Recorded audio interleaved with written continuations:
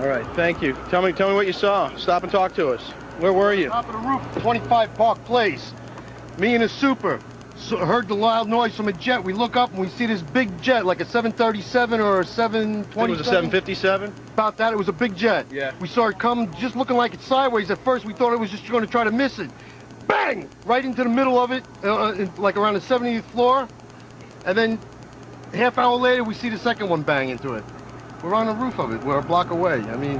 What's going through your mind when you see this happen? You see bodies flying out of the sky and you can't do nothing about it. You tell me. You tell me what you think. I mean, my heart's in my mouth. I mean, I pray for these people. There's no words to describe what's going on out there. I mean, you see bodies just coming a half hour later, still coming out of the goddamn sky. Devastating. Devastating.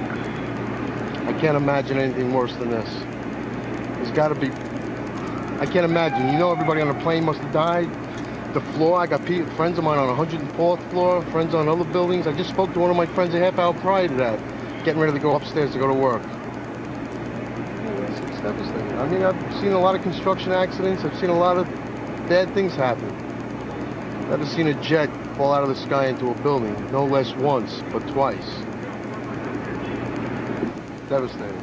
Clearly, with what's going on in the skies, where even apparently innocent civilian airliners can be employed as weapons of terrorists, what is our military doing right now, General Haig? What should they be doing?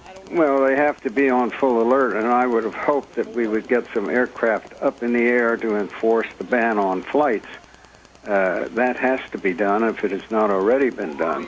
And I'm sure it has been. We saw the same thing happen. All right, General Alexander Haig, former Secretary of State, thanks for being with us. Rick Leventhal once again with our producer Carlos Van Meek is in Lower Manhattan. You cannot even see the sky there because of the soot, the ash, the crumbled concrete that is continuing to rain down after one of the two towers of the World Trade Center, the upper floors, collapsed. This after this apparent terrorist attack this morning that sent a large jetliner, perhaps two large jetliners, slamming into the Twin Towers. Come over this way, Pat. You can see the chaos. We can see the top of the building from here. Oh, yeah. Oh, there it goes, there it goes, there it goes, there it goes. Oh. When it comes down, we're... All right. We do need to put it down now. I think we need to put it down now. Here we go.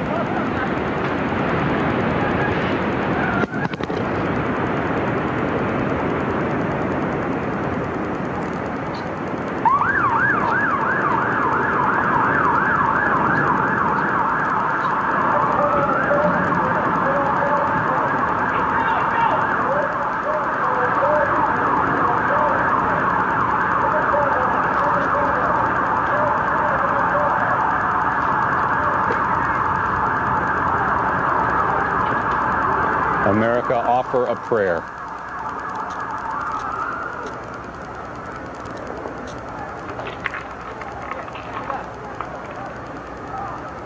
According to American Airlines is confirming that its Flight 11 from Boston to Los Angeles was hijacked today, and that its plane was the first one involved in this attack on the World Trade Center. Brian Wilson is on the phone with us now from the Washington area. Brian, what's the latest? Well, I wanted to tell you, John, that I'm in front of the Capitol, and a moment ago, police officers ran up to us and ordered us off of the grounds and told us, and I quote, there is a plane that has been hijacked. It is 20 minutes south of Washington. This was about 10 minutes ago, and is headed this way. They are taking ultimate precautions. Now, as you know, in these chaotic situations, sometimes information gets twisted. But police officers here are saying that they believe there is a hijacked plane now headed toward Washington. And that's all the information I can give you at this moment. All right, Brian, we had a report from you earlier that military aircraft are circling the Capitol. Is that still the case? They have not seen them in the last few minutes, but there were military jets above the Capitol a few moments ago.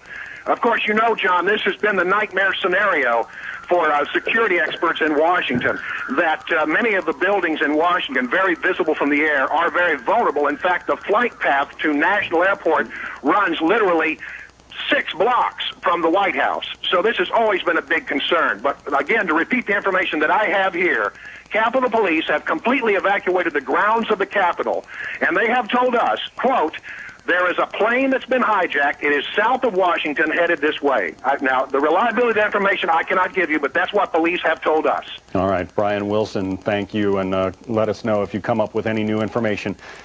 It is hard to describe, folks. The pictures show what has happened in Lower Manhattan, but we don't have a handle yet on the devastation. I remind you again that there are perhaps 50,000 people who work in the World Trade Centers, the two towers, and those towers are virtually gone now after this apparent terrorist strike earlier this morning.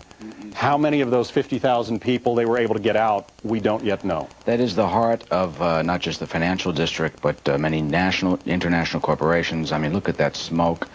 The dust, that plume that has just engulfed blocks and blocks of Lower Manhattan. You have the Wall Street Journal down there, many, many corporations and offices. So I think we must say a prayer, and our heart certainly goes out to everyone who is there right at this moment, as well as the New York City Emergency Command Center is at the foot of the World Trade Center. I think it is, John, important for us to take a moment to say a prayer, remember these people, and hope that God gives us grace. And take a look at the poignant picture you see there. The Statue of Liberty, folks, is still standing, and I think that's important to remember at a time like this. The World Trade Center has collapsed, and the casualty figure we cannot even begin to guess at this point. Our David Lee Miller is with us, we're glad to know, from the City Hall area. David Lee, what can you tell us? John, just seconds ago there was a huge explosion, and it appears right now the second World Trade Tower has just collapsed. The debris and the smoke is so thick where I am that, again, you cannot see the World Trade Center, even though we're just a few blocks away. But it appears the entire building has collapsed. People are literally running through the streets. They are running from Center Street in Lower Manhattan, trying to get away from the smoke, which is absolutely choking. It is difficult to breathe. There are people in front of me wearing gas masks. The cell phone service is virtually non-existent. There are lines of people to use the few payphones that are available, and people are literally hysterical in the streets, worried about loved ones who were in these two buildings. Moments before the building collapsed, I was outside, and after the first collapse, the authorities began to move people away from the perimeter. They feared that the second building would collapse. They warned people of that, and they began to push people away, including reporters, including myself. And right now, there's nothing here but shock on the streets of Lower Manhattan. John?